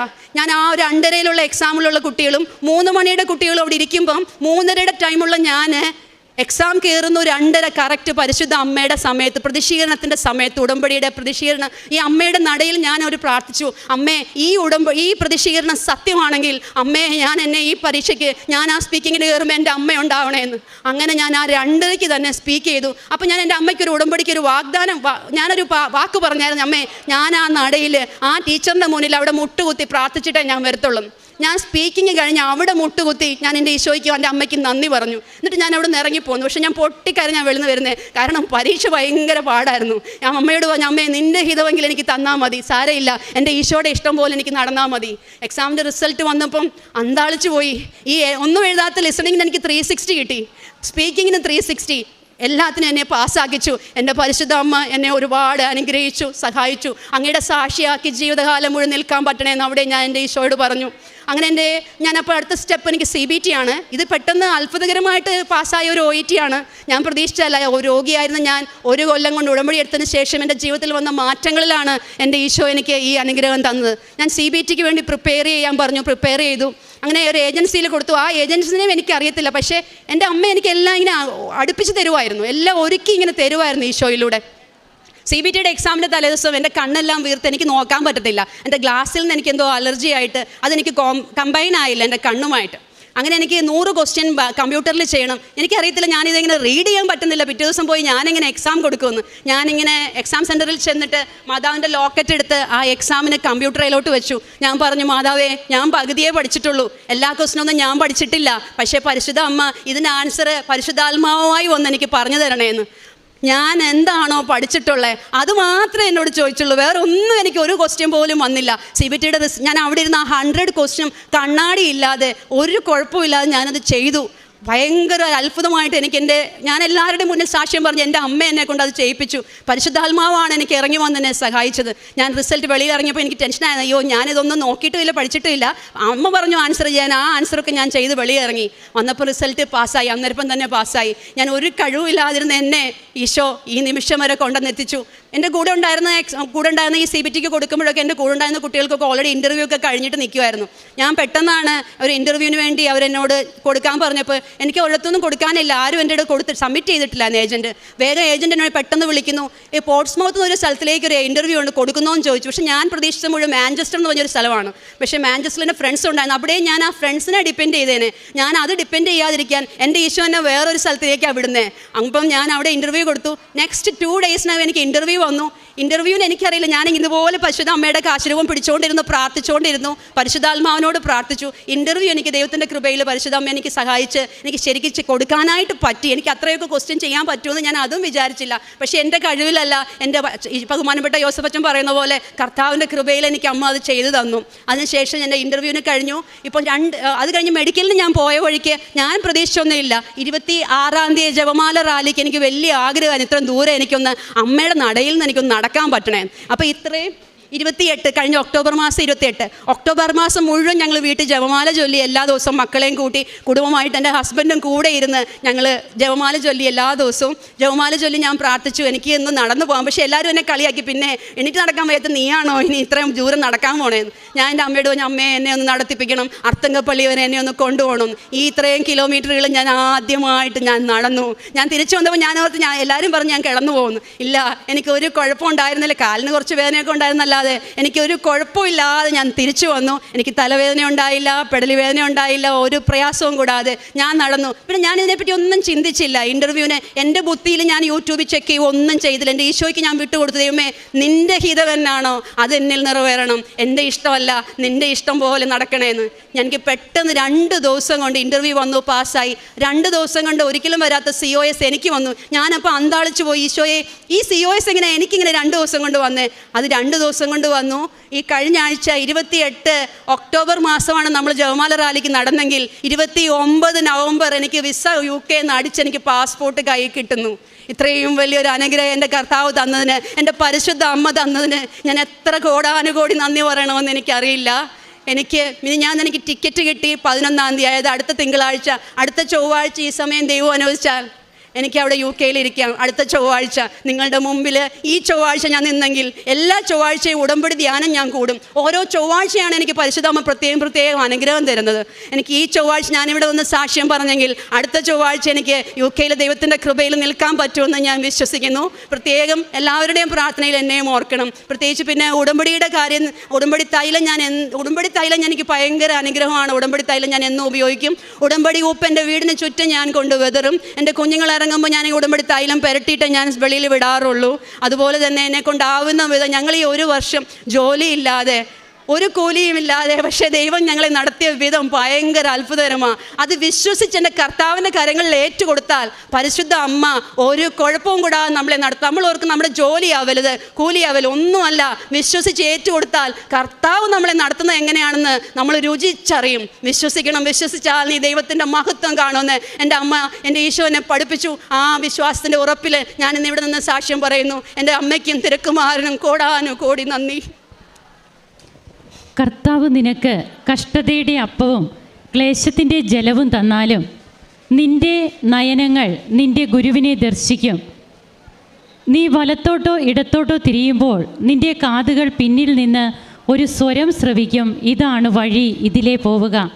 യെശയ്യാ പ്രവാചകൻ്റെ പുസ്തകം 30-ാം അധ്യായം 20-ാം തിരുവചനമാണ്. കുവൈറ്റിൽ നിന്ന് 2021 ജൂണിൽ വീൽ ചെയറിൽ എയർപോർട്ടിൽ വന്നിറങ്ങി. തൻ്റെ ജീവിതം മൊത്തം ഇനി പോയി, ഇനി തനിക്കൊരു ജോലി ചെയ്യാൻ സാധിക്കില്ല, അങ്ങനെയൊക്കെയുള്ള ഒരവസ്ഥയിൽ മറ്റുള്ളവരും അതൊക്കെ തന്നെ പറഞ്ഞു. ആ അവസ്ഥയിൽ നിന്ന് ഇന്ന് 11-ാം തീയതി, അതായത് അടുത്ത മൺഡേയിൽ UK ടിക്കറ്റ് ക്ലിയർ ആയിട്ട് ഇവിടെ വന്ന് നിന്ന് പരിശുദ്ധ അമ്മ ജീവനോടെ പ്രത്യക്ഷപ്പെട്ട ഈ അൾത്താരയിൽ അമ്മയുടെ സാക്ഷിയായി ഈശോ മഹത്വപ്പെടുന്നതിന് വേണ്ടിയിട്ട് സാക്ഷ്യം പറയുകയാണ് ജിഷ വർഗീസ്. തൻ്റെ അസുഖം എന്തായിരുന്നു, കൂടെ ഉണ്ടായിരുന്ന തലകറക്കം, വർഷങ്ങളായി ഒറ്റയ്ക്കൊരു യാത്ര ചെയ്തിട്ട്, പ്രത്യേകിച്ച് ബസ്സിലൊന്നും യാത്ര ചെയ്യാൻ പറ്റുന്നില്ല, ട്രീറ്റ്മെൻറ്റുകൾ പലതൊക്കെ എടുക്കുന്നു. ഈ ട്രീറ്റ്മെൻറ്റുകൾക്കൊന്നും പിന്നീട് തനിക്ക് യാതൊരുവിധ മെഡിസിനും ഇഫക്റ്റ് ആകാതെയായി, മെഡിസിനൊക്കെ അലർജി ആകുന്നു, ഇനി യാതൊരു ചികിത്സയും ഇല്ല എന്നുള്ള അവസ്ഥയിലേക്ക് വരുന്ന ഈ മകളെ ഇന്ന് എങ്ങനെയാണ് പോസ്റ്റ് BSc പഠിപ്പിച്ച്, OET പഠിപ്പിച്ച്, CBT പരീക്ഷ എഴുതിച്ച് അമ്മ എങ്ങനെ ഇവിടെ അമ്മയുടെ സാക്ഷിയാക്കി നിർത്തി എന്നുള്ളതാണ് ഈ അനുഭവ സാക്ഷ്യത്തിൽ വളരെ ക്ലിയർ ആയിട്ട് തന്നെ ഈ മകൾ അത് പറഞ്ഞു കഴിഞ്ഞു. അങ്ങനെ ഈശോയെയും അമ്മയെയും കൊതിയോടെ സ്നേഹിക്കുന്ന ഒരു തലമുറയാണ് ഉടമ്പടിയിലൂടെ പൂജാതമാകുന്നത്. അതിന് കൊതി തന്നെ വേണം. അതുകൊണ്ടാണ് രുചിച്ചറിയണം എന്ന് പറയുക. ഈശോയുടെ സ്നേഹം നാം രുചിച്ചറിയണം. ആ രുചിച്ചറിയുമ്പോഴാണ് നമുക്ക് ഈശോ നമുക്ക് ആരാണ് എന്നുള്ളത് നമുക്ക് മനസ്സിലാവുക. അത് നമ്മുടെ വ്യക്തിപരമായ ജീവിതത്തിൽ മാത്രമേ നമുക്കതിന് സാധിക്കുകയുള്ളൂ. അതിന് നാം നിന്ന് കൊടുക്കണം. നിന്ന് കൊടുക്കുമ്പോൾ നമുക്ക് വേലയില്ലാതാകും, കൂലിയില്ലാതാകും, അങ്ങനെ ഒത്തിരിയേറെ പ്രതിസന്ധികളൊക്കെ വരും. അതൊക്കെ ഈ മകൾക്ക് നേരിട്ടു. 1 വർഷമായി ഹസ്ബൻഡിന് ജോലിയില്ല, ഈ മകൾക്ക് ജോലിയില്ല, കൂടെയുള്ള അസുഖങ്ങൾ, അതിൻ്റെ ട്രീറ്റ്മെൻറ്റ്, എങ്ങനെയൊക്കെ ആണെങ്കിലും തങ്ങൾ ഉടമ്പടി എടുത്തതിന് ശേഷം പിന്നീട് തങ്ങളുടെ കുടുംബത്തെ കൈപിടിച്ച് നടത്തിയ ഒരു അമ്മയുടെ സംരക്ഷണം, ഒരു ഈശോയുടെ കരുതൽ, അതാണ് ഈ മകൾ ഇവിടെ പങ്കുവെച്ച അനുഭവ സാക്ഷ്യത്തിലൂടെ നമുക്ക് മനസ്സിലാകുക. അങ്ങനെ സ്വർഗത്തിൽ നിന്ന്, അങ്ങയുടെ മഹത്വത്തിൻ്റെ സിംഹാസനത്തിൽ നിന്ന് ജ്ഞാനത്തെ അയച്ചു തരണമേ എന്നാണ് ജ്ഞാനത്തിൻ്റെ പുസ്തകം 9-ാം അധ്യായത്തിൽ നാം വായിക്കുക. ഈ മകള് തനിക്ക് ഇനി പരീക്ഷയൊക്കെ എഴുതുവാനായിട്ട് എത്രയോ വർഷങ്ങൾ കഴിഞ്ഞിട്ടാണ്, ഒരു ടച്ചില്ല, എന്നാൽ എല്ലാറ്റിനും അമ്മയുടെ സഹായം തേടുന്നു. പരീക്ഷയ്ക്ക് ഇരിക്കുമ്പോൾ റൈറ്റിങ്ങിൻ്റെ സമയത്ത് പെൻസിൽ ഒടിഞ്ഞുപോയ പെൻസിൽ കൊണ്ടൊന്നും എഴുതാൻ സാധിച്ചില്ല. പക്ഷേ എല്ലാറ്റിനും B സ്കോർ കിട്ടി ഈ മകൾ പാസ്സാവുന്ന ഒരു കാഴ്ചയാണ് നമുക്ക് കാണുക. അങ്ങനെ ഇവിടെ വന്നു നിന്ന് സാക്ഷ്യം പറയുന്ന ഈ മകൾ പരിശുദ്ധ അമ്മ പ്രത്യക്ഷപ്പെട്ട ഈ മാസത്തിൽ ഡിസംബർ 7-ന് അമ്മയുടെ ആ 2:30 സമയം 2:30 അമ്മ സമയഘടികാരവും നെഞ്ചിൽ ചാർത്തിക്കൊണ്ട് കൃപാസന അൾത്താരയിൽ ജീവനോടെ ബഹുമാനപ്പെട്ട VP ജോസഫ് അച്ഛന് പ്രത്യക്ഷയാകുന്നത്.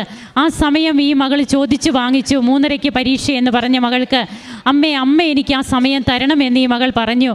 അമ്മ മറ്റുള്ള എല്ലാവരെയും അവിടെ നിർത്തിക്കൊണ്ട് ഈ മകൾക്ക് ആ സമയം ലഭിച്ചു എന്നാണ് നാം കേട്ടത്. അങ്ങനെ അമ്മയുടെ ജീവിക്കുന്ന സാക്ഷികളായിട്ട് നമുക്കും മാറണം.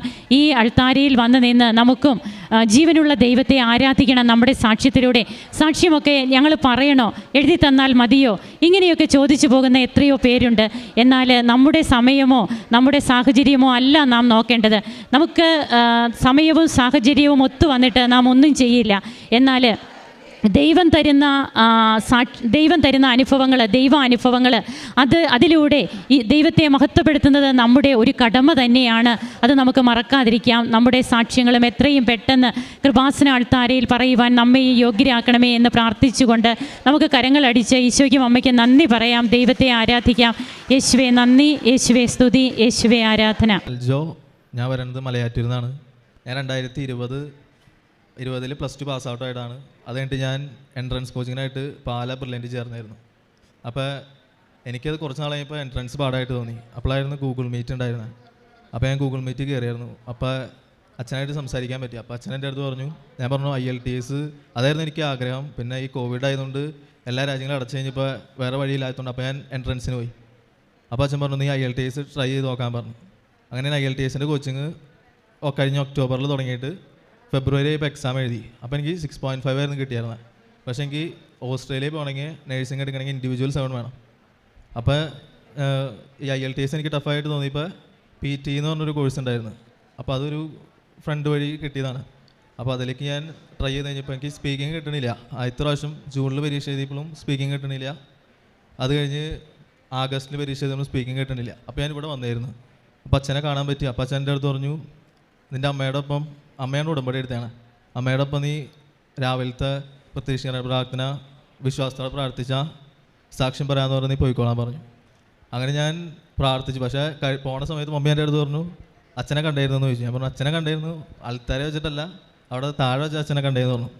അപ്പോൾ മമ്മി പറഞ്ഞു നീ അച്ഛനെ ഇവിടെ വെച്ചാൽ എവിടെ വെച്ചാൽ നമ്മൾ കണ്ടാലും നമുക്ക് വിശ്വാസം മതി. എന്നിട്ട് ഞാൻ തിരിച്ചു പോയി. ഈ ആഗസ്റ്റ് 3-ാം തീയതിയാണ് അമ്മ പുതുക്കിയത്. അത് കഴിഞ്ഞിട്ട് ഞാൻ വീട്ടിലെനിക്ക് ആഗസ്റ്റ് 29-ാം തീയതി ഞാൻ അച്ഛനെ സ്വപ്നം കണ്ടു. അച്ഛൻ എൻ്റെ അടുത്ത് പറഞ്ഞു എല്ലാം തെളിഞ്ഞില്ലേന്ന് ചോദിച്ചു. അപ്പോൾ ഞാൻ വിചാരിച്ചു, ഞാൻ അമ്മയുടെ അടുത്ത് ചോദിച്ചായിരുന്നു, അച്ഛൻ്റെ അടുത്ത് ഡേറ്റ് ചോദിക്കാൻ പറ്റിയില്ല തിരക്കിൽ. അപ്പോൾ എനിക്ക് എന്തായാലും ഒരു ഡേറ്റ് വേണം, അല്ലാതെ ഞാൻ എടുത്തു കഴിഞ്ഞാൽ എനിക്കറിയില്ല എന്താ എക്സാം പോകണമെന്ന്. അപ്പോൾ ഞാൻ സെപ്റ്റംബർ 29-ന് എടുക്കാമെന്ന് ചോദിച്ചു. ആ സ്വപ്നം കണ്ടതിൻ്റെ ഒരു മാസം കഴിഞ്ഞിട്ട് സെപ്റ്റംബർ 29-ാം തീയതി ഡേറ്റ് എടുക്കാമെന്ന് ചോദിച്ചു. അപ്പോൾ ഞാനൊരു 25-ാം തീയതി ആയിട്ട് നോക്കിയപ്പോൾ ഡേറ്റ് ഉണ്ട്. അപ്പോൾ ഞാൻ ഒന്നുകൂടിയും ഡേറ്റ് ഉണ്ടല്ലോ, എന്തായാലും നമുക്ക് നാളെയും ഡേറ്റ് എടുക്കാമല്ലോ എന്ന് ചോദിച്ചു. നാളെ നോക്കിയപ്പോൾ 29 എന്നുള്ള ഡേറ്റ് പോയി. എന്നിട്ട് ഞാൻ ഒക്ടോബർ 1-ാം തീയതി പോയി ഡേറ്റ് എടുത്തു. ഒക്ടോബർ 1-ാം തീയതി പരീക്ഷ എഴുതി. പഴയനേക്കാളൊക്കെ സ്കോർ ശരിക്കും കയറി. 3 7 കിട്ടി. സ്പീക്കിംഗ് വീണ്ടും 6.5 തന്നെയായി. അപ്പോൾ വീണ്ടും പിന്നെ അച്ഛനെ കാണാൻ വന്നില്ല. ഞാൻ ബാംഗ്ലൂരിലേക്ക് ഡേറ്റ് മാറ്റി വീണ്ടും ബാംഗ്ലൂർ പോയി ഒക്ടോബർ 13-ാം തീയതി എടുത്തു. അവിടെ എഴുതിയപ്പോഴും ബാക്കി എല്ലാത്തിനും വീണ്ടും ഇതിനേക്കാളും കയറുന്നുണ്ട്, സ്പീക്കിംഗ് മാത്രം കയറുന്നില്ല. അപ്പോൾ ഞാൻ ബാംഗ്ലൂരാണ്. അപ്പോൾ പിറ്റേ ദിവസം അപ്പനും അമ്മയും വന്ന് അച്ഛനെ കണ്ടു, മെസ്സേജ് എടുത്തു. അപ്പോൾ അച്ഛൻ എനിക്ക് തന്നത് ഒക്ടോബർ 27, നവംബർ 2, നവംബർ 7, നവംബർ 9-ാം തീയതി എന്നുള്ള ഡേറ്റുകളാണ്. അപ്പോൾ ഞാൻ ബാംഗ്ലൂർ തന്നെ എന്തായാലും പരീക്ഷ എഴുതാനുണ്ടാവുള്ളൂ. അപ്പോൾ ഞാൻ ഒക്ടോബർ 27 മാത്രമേ ബാംഗ്ലൂരിൽ പിന്നെ ഡേറ്റ് ഉള്ളൂ. ബാക്കി 2ഉം 7 എന്ന് പറഞ്ഞ ഞായറാഴ്ച, 9ഉം 2ഉം ചൊവ്വാഴ്ചകൾ കൊച്ചിയിൽ തന്നെയുള്ളൂ. അപ്പോൾ 27-ാം തീയതി പിന്നെ തൊട്ടടുത്തായി. അപ്പോൾ 27 തന്നെ എന്തായാലും എടുക്കാമെന്ന് വെച്ചു. അപ്പോൾ ഞാൻ എപ്പോഴും ഇങ്ങനത്തെ ഇവിടുത്തെ സാക്ഷ്യങ്ങളും അച്ഛൻ്റെ ടോക്കും വിജയകുമാർ സാറിൻ്റെ ടോക്കൊക്കെ എപ്പോഴും കേട്ടുകൊണ്ടിരിക്കും. അപ്പോൾ അച്ഛൻ അതിൽ പറഞ്ഞായിരുന്നു, നമ്മൾ മാതാവിൻ്റെ അടുത്ത് എന്ത് പ്രാർത്ഥിക്കുകയാണെങ്കിലും അമ്മയുടെ പ്രത്യക്ഷീകരണത്തിൻ്റെ സ്ഥിര സാക്ഷിയായി യേശുനാമത്തെ നമ്മൾ ഉയർത്തണമെന്ന് നമ്മൾ പ്രാർത്ഥിച്ചാണ് അമ്മയുടെ അടുത്ത് പ്രാർത്ഥിക്കാൻ. അപ്പോൾ ഞാൻ പരീക്ഷ ഹാളിൽ പോണേക്കാൾ മുമ്പും പരീക്ഷ ഹാളിൻ്റെ മേളിലേക്ക് കൈ ഉയർത്തിയിട്ട് ഞാൻ വിശ്വാസ പ്രമാണം ചൊല്ലി. എന്നിട്ട് ഞാൻ എക്സാം ഹാളിൽ കയറി എക്സാം എഴുതി. എന്ന് വെച്ചാൽ അതൊരു ലാബ് പോലെയാണ്, നമ്മൾ കമ്പ്യൂട്ടറിൻ്റെ അടുത്താണ് നമ്മൾ സംസാരിക്കണം. അപ്പോൾ അന്ന് സാധാരണ 2 പേരൊക്കെ എക്സാമിന് ഉണ്ടാവുള്ളൂ, അന്ന് 6 പേരും എക്സാമിനുണ്ടായി. അപ്പോൾ നിറച്ചും ഇങ്ങനെ എല്ലാവരും സംസാരിച്ചുകൊണ്ടിരിക്കുക ഭയങ്കര ഒച്ചയിൽ. അപ്പോൾ നമ്മൾ സംസാരിക്കണ വിട്ടുപോയി കഴിഞ്ഞാൽ നമ്മുടെ ഫ്ലുവൻസിയും പ്രൊണൗൺസിയേഷനൊക്കെ പോയിക്കൊണ്ടിരിക്കും. അപ്പോൾ ഞാൻ സ്പീക്കിംഗ് വീണ്ടും കുറച്ച് ടഫായി. ഇപ്പോൾ റീഡിംഗ് എന്ന് പറഞ്ഞാൽ എല്ലാവർക്കും ഭയങ്കര ടഫായിരുന്നു. അപ്പോൾ ഞാൻ തുടങ്ങണേക്കാളും മാതാവിൻ്റെ അടുത്ത് പറഞ്ഞായിരുന്നു റീഡിംഗ് ഞാൻ എന്തായാലും അമ്മയുടെ കയ്യിലേക്ക് തരാണ്. റീഡിംഗ് എനിക്ക് അറിയില്ല, കാരണം ഞാൻ പ്രാക്ടീസ് ചെയ്തിട്ടൊന്നുമില്ല തലേ ദിവസമൊന്നും, ഞാൻ പ്രാർത്ഥിച്ചുകൊണ്ട് തന്നെ ഇരിക്കുകയാണ്. എന്നിട്ട് റീഡിങ്ങിൻ്റെ ഓരോ ക്വസ്റ്റ്യൻ കഴിയുമ്പോൾ ഞാൻ ഇതുതന്നെ പ്രാർത്ഥിച്ചുകൊണ്ടിരിക്കും, അമ്മയുടെ പ്രത്യക്ഷീകരണത്തിൻ്റെ സ്ഥിരസാക്ഷിയായിട്ട് തന്നെ ഉയർത്തണമെന്ന്. ഞാൻ ചെയ്യണ ഓരോ ക്വസ്റ്റ്യനും ഞാൻ വീട്ടിൽ ചെയ്ത ക്വസ്റ്റ്യൻ ആയിരിക്കും. ആദ്യത്തെ ക്വസ്റ്റ്യൻ കഴിഞ്ഞ് 2ാമത്തെ ക്വസ്റ്റ്യനിലേക്ക് ചാടുമ്പോഴും അത് ഞാൻ വീട്ടിൽ ചെയ്തത്, വീണ്ടും അടുത്തതിലേക്ക് ക്ലിക്ക് ചെയ്താലും ഞാൻ വീട്ടിൽ ചെയ്ത ക്വസ്റ്റ്യൻ ഞാൻ ഉണ്ടാവുള്ളൂ. ഞാൻ അമ്മയുടെ പ്രത്യക്ഷീകരണത്തിൻ്റെ സ്ഥിരസാക്ഷിയായി യേശുനാമത്തെ ഉയർത്തണമെന്ന് പറഞ്ഞ് ഒരേ ക്വസ്റ്റ്യനിൽ ക്ലിക്ക് ചെയ്യുമ്പോഴും ഏത് ക്വസ്റ്റ്യൻ എടുത്താലും ഞാൻ ഈ ക്വസ്റ്റ്യൻ കണ്ടിട്ടുണ്ടാവും, ഇതിൻ്റെ ആൻസറുകളൊക്കെ എനിക്കറിയാം. അങ്ങനെ ഞാൻ പരീക്ഷ കഴിഞ്ഞിട്ട് ഞാൻ വീട്ടിലേക്ക് വന്നു. അങ്ങനത്തെ റിസൾട്ട് അന്ന് 11:32 വന്നെ രാത്രി. അപ്പോൾ എനിക്ക് നോക്കാൻ പറ്റിയില്ല. വീട്ടിൽ നോക്കിയപ്പോൾ എനിക്ക് കിട്ടിയ സ്കോർ എന്ന് പറഞ്ഞാൽ റീഡിങ്ങിന് എനിക്ക് 9 കിട്ടിയ, 9 കിട്ടിയ, സ്പീക്കിങ്ങിന് 7, ബാക്കി 2 7.5. അപ്പോൾ ഇത്രയും എനിക്ക് അനുഗ്രഹം തന്ന മാതാവിനും ഈശോയ്ക്കും 1000 നന്ദി. അതേപോലെ തന്നെ ഞാൻ +2 പഠിക്കുമ്പോഴും +1 ഇമ്പ്രൂവ്മെൻറ്റ് കഴിഞ്ഞിട്ട് +2ൻ്റെ റിസൾട്ട് വന്നേക്കാൾ മുമ്പ് ഞാൻ മാതാവിൻ്റെ ഒരു ഫോട്ടോ ഉണ്ട് ഞാൻ പഠിക്കണം എൻ്റെ ഫ്രണ്ടിൽ. അപ്പോൾ ഞാൻ അതിൻ്റെ ഫ്രണ്ടിൽ 97% എനിക്ക് മാർക്ക് വേണമെന്ന് പറഞ്ഞിട്ട് ആ പേപ്പറിനെ മാതാവിൻ്റെ ഫോട്ടോൻ്റെ ബാക്കിൽ വെച്ചു. ഈ 97 എനിക്ക് കിട്ടണമെങ്കിൽ +1 മാർക്ക് പോയതൊഴിച്ച് +2 എനിക്ക് ഫുള്ള് കിട്ടണം. അപ്പോൾ ഞാൻ മാതാവിൻ്റെ അടുത്ത് പറഞ്ഞു മാതാവിന് എന്തായാലും ഒന്നും അസാധ്യമല്ലല്ലോ, ഫുള്ള് കിട്ടണമെന്ന് പറഞ്ഞാൽ മാതാവിന് ചെറിയ കാര്യമല്ല, എന്തായാലും ഈശോൻ്റെ അടുത്ത് പറഞ്ഞാൽ മതിയില്ല. എന്നിട്ട് റിസൾട്ട് വന്നു കഴിഞ്ഞപ്പോൾ എനിക്ക് +2 എല്ലാത്തിനും ഫുള്ളായിരുന്നു. എനിക്ക് കിട്ടിയ സ്കോർ എന്ന് പറഞ്ഞാൽ 97% തന്നെയായിരുന്നു. അതേപോലെ ഒരുപാട് അനുഗ്രഹങ്ങൾ മാതാവുന്നുണ്ട്. ഇതേപോലെ ഞാൻ ഇപ്പോൾ മാതാവിൻ്റെ അടുത്ത് നമ്മൾ എന്തെങ്കിലും കാര്യം ചോദിച്ചിട്ട് ഞാൻ ഇവിടെ ചെറിയ പ്രാർത്ഥന നടക്കുമ്പോൾ ഞാൻ ബാംഗ്ലൂരായിരിക്കും, അവിടെ ഞാൻ മുട്ടുകുത്തിയിട്ട് കൈ വിരിച്ച് ജപമാല അർപ്പിക്കുകയായിരുന്നു. അപ്പോൾ നമുക്ക് എന്തായാലും അതിന് ഉത്തരം കിട്ടുമെന്നുള്ള കാര്യം 100% ഉറപ്പാണ്. എന്നെങ്ങനെ സഹായിക്കുന്ന മാതാവിനും ഈശോയ്ക്കും 1000 നന്ദി. കരങ്ങളടിച്ചുകൊണ്ട് നമുക്ക് കർത്താവിന് നന്ദി പറയാം. വലിയ ദൈവാനുഭവ സാക്ഷ്യമാണ് മലയാറ്റൂരിൽ നിന്ന് വന്നിരിക്കുന്ന അൽജോ വർഗീസ് പങ്കുവെച്ചത്.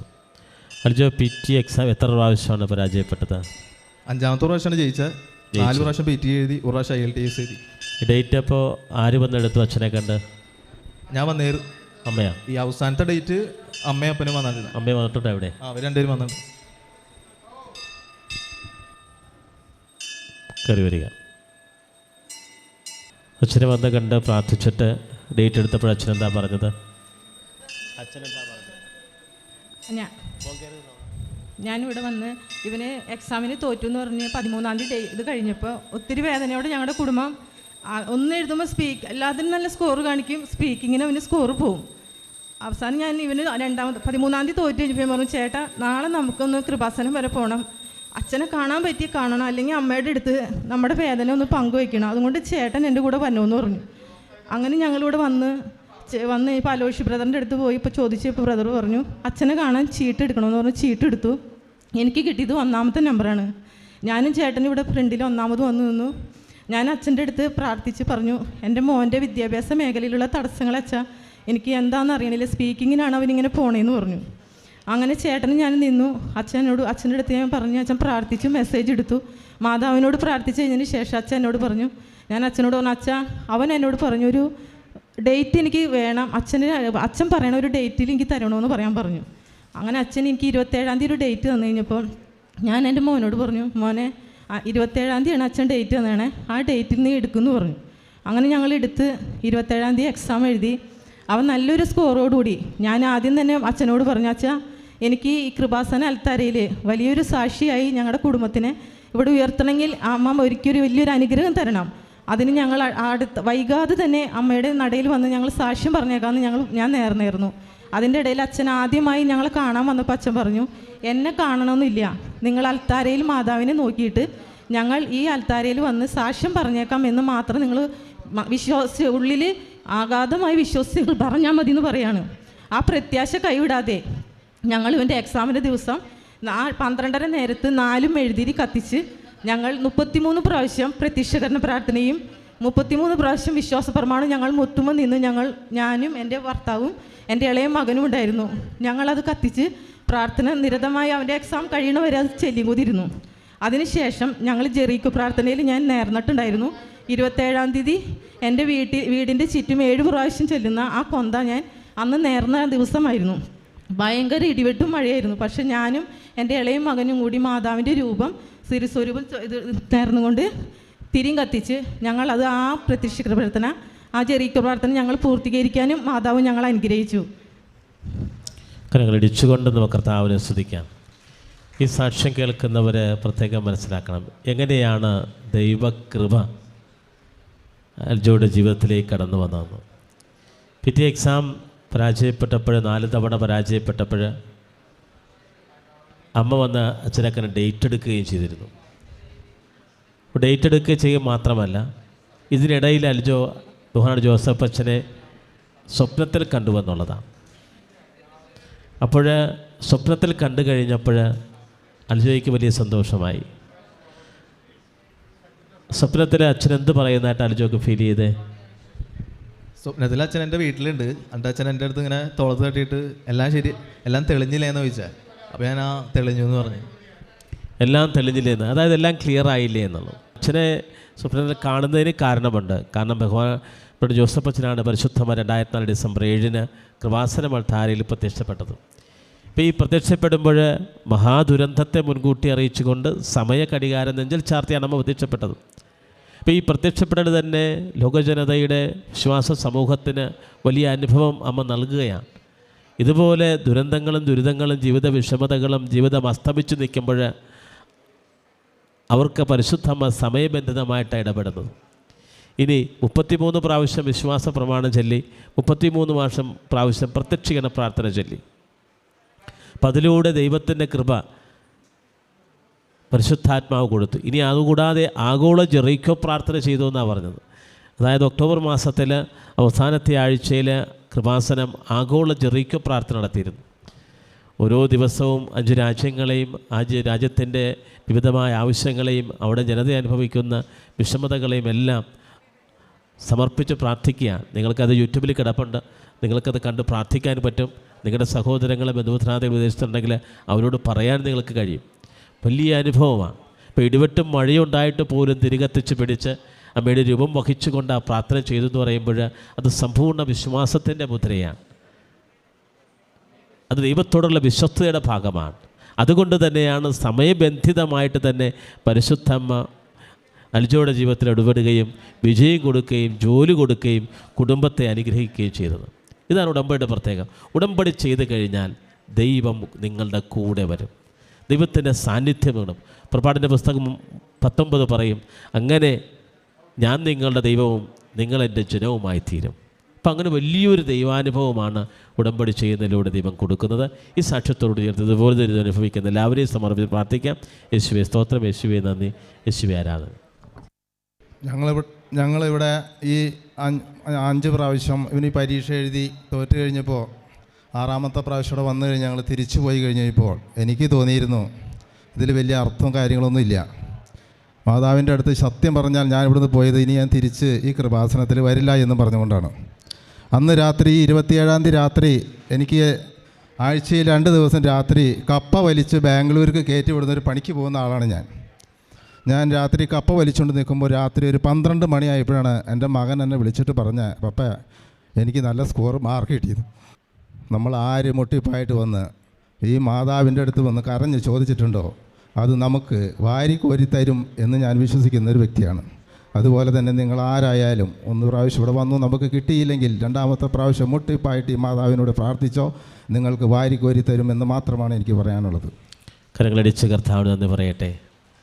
വലിയ ദൈവാനുഭവമാണ്. ഇവിടെ വന്നപ്പോൾ വർഗീസ് പറഞ്ഞത്, ചായ പറഞ്ഞിട്ട് പോയത് ഇനി കൃപാസനത്തിൽ കാലുകുത്തുന്നുള്ളതാണ്. ഇപ്പോൾ നിൽക്കുന്നത് എവിടെയാണ്? പരിശുദ്ധ മുഖത്തിട്ട് അൾത്താരയിലാണ്. എന്നിട്ട് പറഞ്ഞൊരു കാര്യമുണ്ട്, ഇവിടെ വന്ന് പ്രാർത്ഥിച്ച് നിങ്ങൾ മുട്ടിപ്പായി പ്രാർത്ഥിച്ചോ, അമ്മ ചോദിക്കുന്നതെല്ലാം തരുമെന്ന്. ലൂക്കാ 7 നിങ്ങൾ ചോദിക്കുമെന്ന് ദൈവം നിങ്ങൾക്ക് നൽകും. അതിന് സാക്ഷിയാണ് വർഗീസ് ചായ. കരങ്ങളടിച്ച് കർത്താവിനെന്ന് പറയാം. ഒരു കാര്യമോടെ എനിക്ക് പറയാനുള്ളത്, എൻ്റെ മകൻ ഒരു പ്രാവശ്യം പരീക്ഷ എഴുതാൻ പോകുമ്പോൾ 10-24,000 രൂപ എനിക്ക് ചിലവ് വരും. ഒരു കൂലിപ്പണിക്കാരന് 500 രൂപ കിട്ടിക്കഴിഞ്ഞാൽ നമുക്ക് ഒരു ടൈമിൽ ഒരു പൈസ അടയ്ക്കാനായിട്ട് ഞാൻ അത്രയും കഷ്ടപ്പെട്ടാണ് അവനെ വളർത്തിയതും അവനെ പഠിപ്പിച്ചതും.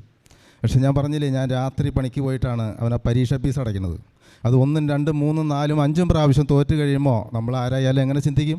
അത്ര തന്നെ ഞാനും ചിന്തിച്ചത്. അതുകൊണ്ടാണ് മാതാവിൻ്റെ മുന്നിൽ എനിക്ക് അങ്ങനെ ഒന്ന് തോന്നിപ്പോയത്. അതുപോലെ തന്നെ മാവിൻ്റെ അടുത്ത് ഞാൻ പറഞ്ഞൊരു കാര്യം ഞാൻ പറയാൻ മറന്നുപോയി. ഉണ്ടല്ലോ, നിങ്ങൾ എൻ്റെ വിഷമം കണ്ടായിരുന്നല്ലോ. ഞാൻ മാതാവിനോട് പറഞ്ഞു, ഇനി എനിക്ക് എൻ്റെ മോനിൽ കൂടി എനിക്കൊരു അടയാളം തന്നെ മാതാവേ ഞാൻ പറഞ്ഞിരുന്നു. അത് വേറെ ഒന്നുമല്ല, എൻ്റെ മോന് സന്തോഷമുള്ളൊരു വാർത്തയാണ് എനിക്ക് കിട്ടേണ്ടത്. 5ാമത്തെ പ്രാവശ്യം 5 പ്രാവശ്യം PT എഴുതി, 1 പ്രാവശ്യം ILTC എഴുതി. എന്നിട്ടും അവൻ പരാജയപ്പെട്ടപ്പോൾ ഞാൻ പറഞ്ഞു, ഇനി എൻ്റെ മോനിൽ കൂടി എനിക്കൊരു അടയാളം തന്നാലേ ഞാൻ വിശ്വസിക്കുള്ളൂ എന്ന് പറഞ്ഞു. ആ അടയാളമാണ് ഈ നല്ല സ്കോറോടുകൂടി അവൻ പാസ്സായത്.